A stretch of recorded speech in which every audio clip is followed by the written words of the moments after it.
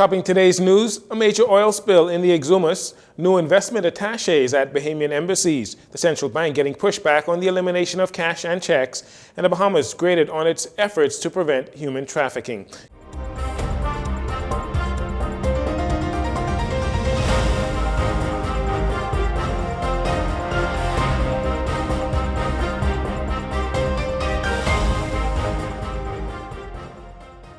Good evening, Bahamas. I'm Jareno Saunders. This is your JCN Evening News. Thanks for joining us. A delegation of government officials, including Acting Prime Minister Chester Cooper and Transport and Housing Minister JoBeth Kobe Davis, traveling to Exuma today after the Acting Prime Minister, who is also the Member of Parliament for Exuma, advised parliamentarians of a major oil spill in the Exuma waters. That spill occurring between Tuesday evening and Wednesday morning. Acting Prime Minister Cooper says mitigation efforts have begun. My information is that sometime last night between 5 p.m. and 4 a.m., a vessel by the name of the Arabian, a contractor for Sun Oil, was offloading fuel to BPL in the area of the Old Navy base in Georgetown area of Exuma. And this morning, it was confirmed that there was a significant spill to the tune of 30,000 gallons. Mr. Cooper adding that he was advised that the spill is contained to the Bay Area of the Exuma Sailing Club. I've spoken with the relevant ministers of Works, Transport, Environment, and I am at the moment reliably advised that all of the agencies of government are deployed to mitigate the matter. I've spoken at the highest level with Sun Oil, who is cooperating in the matter, and later today there will be an official statement on the issue. But I want to assure this House and the public that the government and all of its agencies will be working collectively to ensure that the matter is mitigated as best as possible in the shortest possible time frame. The acting prime minister says officials are hoping the quick dispatch of contractors who will collect the oil will be successful in containing the spill. Acting Prime Minister Cooper adds that an official statement will be made later in the day. The oil spill in the waters of Exuma is being investigated by a team made up of representatives from the Department of Environmental Health and Services, the Department of Environmental Planning and Protection, Sun Oil Limited, Bahamas Power and Light as well, a part of that investigation team. Minister of the Environment and Natural Resources Vaughn Miller telling reporters moments after the acting Prime Minister made the announcement in the House of Assembly on Wednesday that officials are unsure of what caused the spill. The experts will have to determine that, so we're not certain, but hopefully, I'm personally hoping by this evening, you'll have an idea, a better idea of what's going on, but the experts, they will have to speak to that aspect of it. JCN's news team reached out to several environmentalists concerning the spill. Bahamas Reef Environment Educational Foundation, or BREEF, Executive Director and environmentalist Kasarina McKinney-Lambert, while holding a summer camp in Eleuthera, says such incidents are a reminder of the risks taken when using fossil fuels for power generation, and that there are opportunities to switch to renewable energy. Well, this certainly is an example of the dangers that fossil fuels pose to our environment, human health, and economic well-being, particularly of people in the out islands. So we're very concerned. We're interested to hear more about the cleanup process that is underway. Obviously, we don't have a huge amount of experience in oil spill cleanup in the Bahamas, and it's really important to get started on the cleanup right away to have a higher chance of success. We certainly know that in other areas, it's very difficult to do marine cleanups. And as much as possible, if we can avoid spills in the first place, that's the best for the Bahamas. So thinking about minimizing our use of fossil fuels has so many benefits to our country. Environmentalist Sam Duncombe says the incident is an epic tragedy that will have massive impacts to the ocean and the animals that call it home, adding that one has to wonder why there is a continued use and importation of oil with the availability of solar and tidal power. Ms. Duncombe says there needs to be less talk and more action. The government is keen to attract new investments to the Bahamas, and on the weekend, while speaking to a group of black hoteliers and potential investors in Florida, Prime Minister Philip Davis revealed plans for Bahamian embassies around the world that can help generate new investments. We hear more in this next report. As the government seeks to attract more investors to the country, working through Bahamian embassies around the world and the Ministry of Tourism, Prime Minister Philip Davis revealed a new strategy to accomplish this goal. He shared the government's plans while speaking at the annual National Association of Black Hotel Owners, Operators, and Developers, NABHOOD, Awards and Scholarship Conference in Miami, Florida, this past weekend. To attract investments to the Bahamas and expand trade, my government is moving to establish international trade and investment attaches in all of our embassies.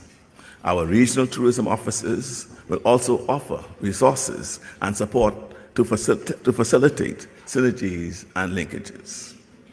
In addition, our foreign missions will implement international secondment programs for international companies who hold Bahamas work permits and others.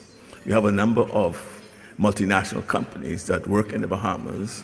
They have work permits to allow for their employees to work in the Bahamas. But we want to add to that the possibility of exchange programs with these multinationals to ensure that Bahamians are exposed to other aspects of their business.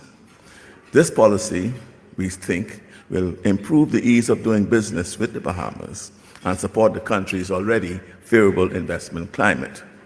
The Prime Minister is also of the opinion such investment attaches at Bahamian embassies would also help to make doing business in the Bahamas quicker and easier for investors. Additionally, he said the government is in the process of giving the Bahamas Investment Authority a renewed focus. We are in the process of refocusing the Bahamas Investment Authority into a nimble promotional arm, focusing on attracting investment and industry across all industrial sectors to the Bahamas, including tourism and travel. Coupled with the support of the Bahamas Tourism Development Corporation, our investment climate is poised to become even more attractive. As mentioned in a previous report here at Love 97 and JCN, Prime Minister Davis admitted the cost of energy is one of the biggest expenses in the hotel industry. However, he gave the following reasons why that should not be an obstacle for the black hoteliers and developers to consider investing in one of the Bahamian islands. One of the biggest expenses in our hotel industry, no doubt you would know, is the cost of energy. My government is fully committed to energy sector reform, with a target of 30% reliance on renewable energy as a minimum by the year 2030. By reducing the cost of energy, we can create a more competitively priced tourism product. And we are also looking at incentivizing and providing concessions in respect to the provision of energy to hotel projects. The Bahamas, ladies and gentlemen, is fully open for business. NABHOOD is said to have the largest black-owned hotel directory in the world, with locations throughout the United States, Africa, and the Caribbean. In December of 2021, the Central Bank of the Bahamas began consultation with banks, credit unions, and other payment services providers on a strategy to eliminate all use of domestic checks by the end of 2024. However, there has been a lot of pushback against this idea, and as a result, it appears the central bank may shelve the idea for now. Last week, the central bank removed from its website a document that sought to mute opposition to the elimination of checks. Minister of Foreign Affairs and PLP Chairman Fred Mitchell openly opposes the idea. I saw a report in the press where the central bank has climbed down from that position that they want to end the use of checks in the Bahamas. I had early advised the Prime Minister and Minister of Finance that this would be most unpopular amongst our supporters. Thankfully, the fool's errand is at an end. However, a more general point must be made, and that is the central bank must be sensitized to the fact that they are considered guardians of the public interest, and they must do their utmost to protect the Bahamian consumer. The original idea by the Central Bank of the Bahamas was to set 5-year targets to achieve a significant reduction in the use of both checks and cash here in the Bahamas and replace them with electronic fund transfers and other non-cash transactions. Meanwhile, there are already some places in the Bahamas, like parking at the Lyndon Pinley International Airport, that do not accept cash payments. Mr. Mitchell believes this is a serious inconvenience to many Bahamians and not in keeping with the law. He gave the following example. I read a recent article where the writer in Canada was advising all to make sure that we keep cash on hand. It really is annoying in the Bahamas going places and they tell you they don't accept cash. I think actually such a decision in this country is unlawful. It is my view that it is unlawful to refuse a payment in cash. Anyway, the writer in Canada gave an example in Canada where the internet went down and it was impossible for a while to pay, to withdraw, to settle bills, and to transfer monies. So what do you do in a situation? The answer is, he says, always keep cash on hand. Cash is one of the greatest of human inventions, I think, and it has served us well for hundreds of years, if not thousands of years. This rush to abolish it is unwise, and I do not support it. Digital payment alternatives have completely replaced checks in many countries, but it seems as though many Bahamians are not ready for that change.